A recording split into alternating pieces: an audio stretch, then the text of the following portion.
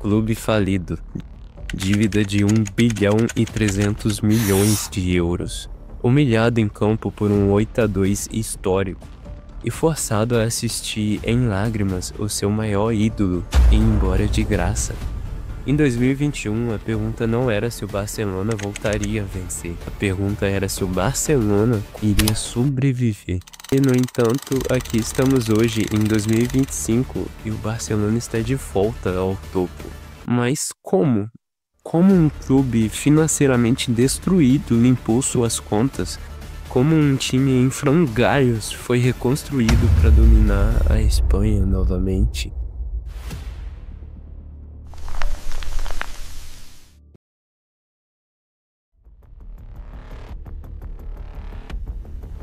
O primeiro passo para reconstruir um império em ruínas não é colocar tijolos, é encontrar a alma.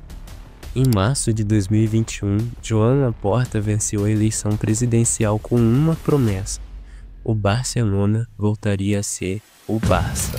O time em campo, sob o comando de Ronald Koeman, estava à deriva.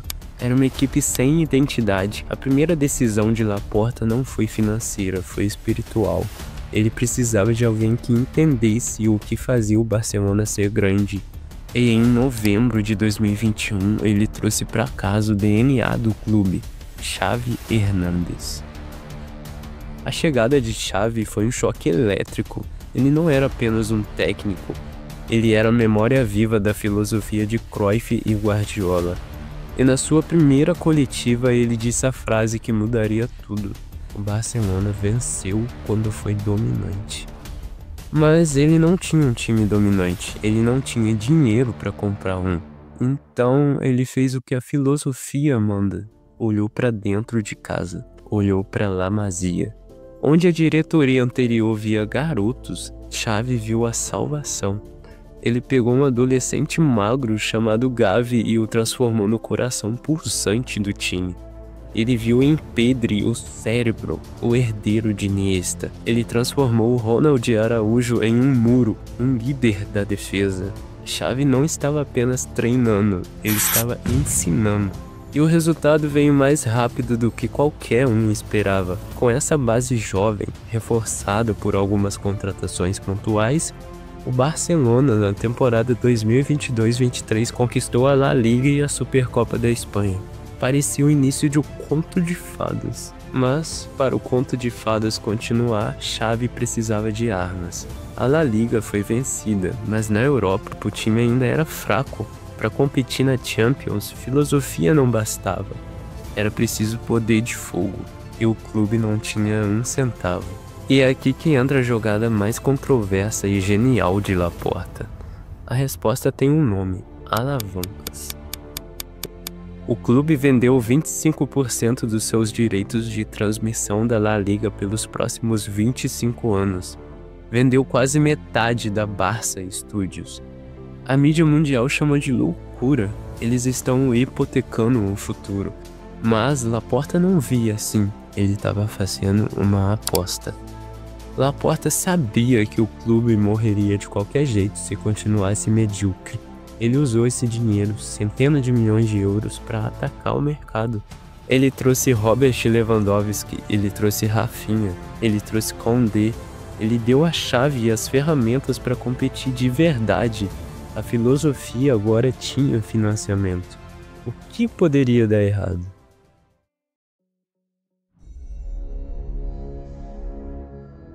Bom, a lua de mel acabou. A temporada 23-24 começou e as alavancas começaram a pesar. A pressão por resultados imediatos na Europa depois de tanto investimento era gigantesca e o Barcelona de Xavi falhou. O time de Xavi se tornou lento, previsível, horizontal. Um time que trocava 1000 passes para não chutar no gol. A performance na Champions League foi mais uma vez medíocre, caindo cedo. E a relação de Xavi com a diretoria começou a ruir.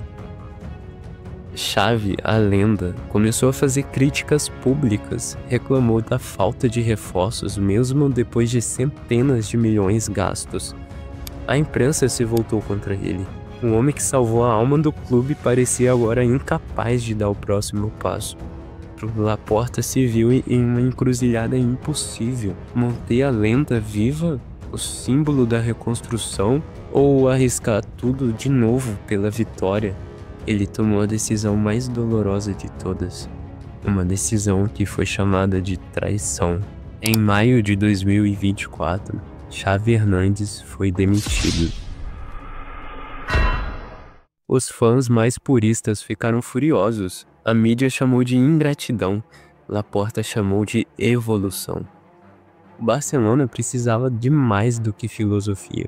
Precisava de uma máquina de vencer. E ele trouxe a máquina.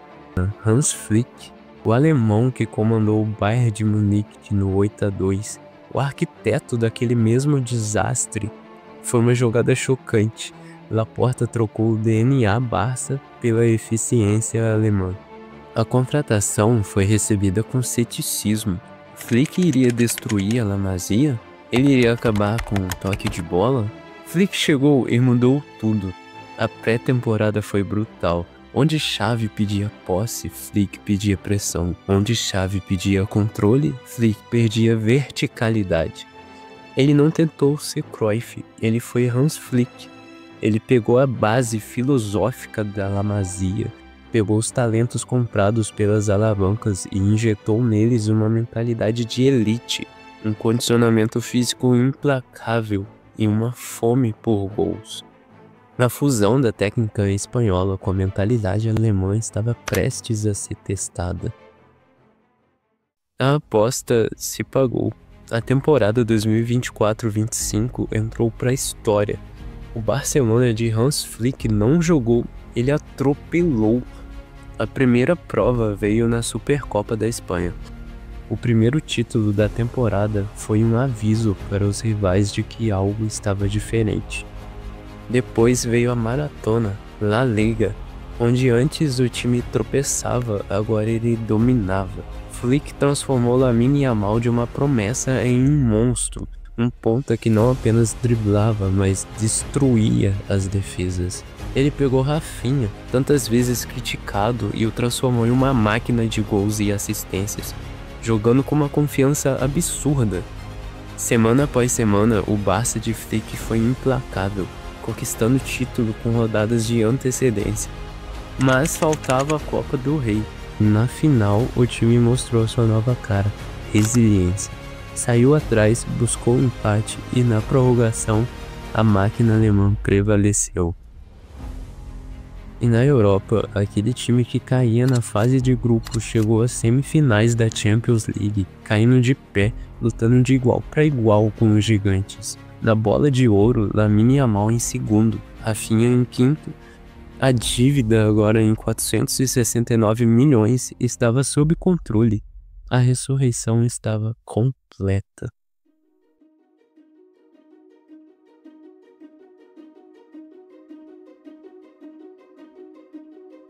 Mas vamos ser brutalmente honestos. Essa ressurreição, por mais épica que seja, não é um felizes para sempre. O Barcelona não está magicamente curado.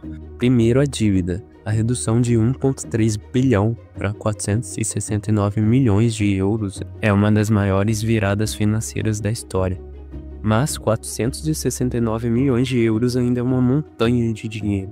O clube não está mais na UTI, mas ainda está em observação intensiva. E o mais importante, lembre-se das alavancas. O Barcelona só pôde pagar por Flick, Lewandowski e Rafinha porque vendeu o seu futuro. O clube receberá 25% a menos de receita da TV e da La Liga pelos próximos 25 anos.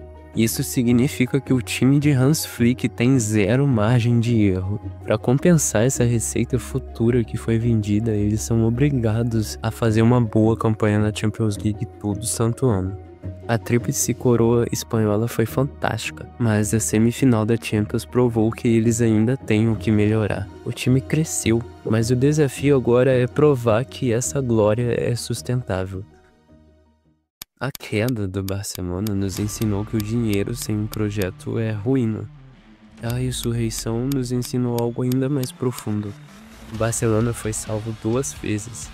primeiro por Xavi, que resgatou a alma do clube e nos deu as joias da La Masia, e depois por Flick, que lhe deu a mentalidade de um campeão implacável.